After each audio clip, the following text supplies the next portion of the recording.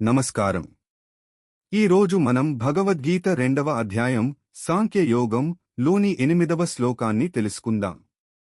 శ్లోకం: నహి ప్రపశ్యామి మమాపనుద్యాత్ యచ్చోకముచ్ఛోషణమింద్రియాణం అవాప్య భూమావసపత్నరుద్ధం రాజ్యం సురాణామపి చాధిపత్యం సులభభావం.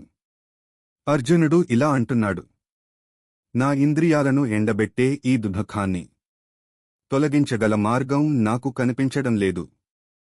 భూమి మీద అపారమైన రాజ్యాన్ని గెలిచిన, దేవతలపై ఆధిపత్యం పొందిన ఈ శోకం పోదు.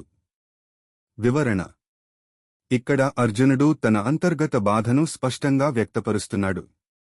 అతను చెబుతున్నది, బాహ్య విజయాలు, అధికారాలు మన అంతరంగ దుఃఖాన్ని తొలగించలేవు.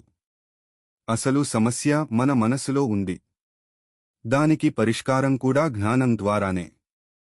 జీవిత సందేశం: ధనం, స్థానం, విజయం మనసుకు శాంతి ఇవ్వలేవు. నిజమైన శాంతి అంతర్గత జ్ఞానం వల్లే వస్తుంది. సమస్య బయట కాదు, మన దృష్టిలో ఉంది. ఈ శ్లోకం మనకు చెబుతోంది, బాహ్య విజయాల కన్నా అంతరంగ శాంతి గొప్పది. ఇలాంటి గీతా శ్లోకాల సులభ భావం తెలుసుకోవాలంటే మా ఛానల్ను సబ్స్క్రైబ్ చేయండి. వీడియో నచ్చితే లైక్, షేర్ చేయండి. ధన్యవాదాలు.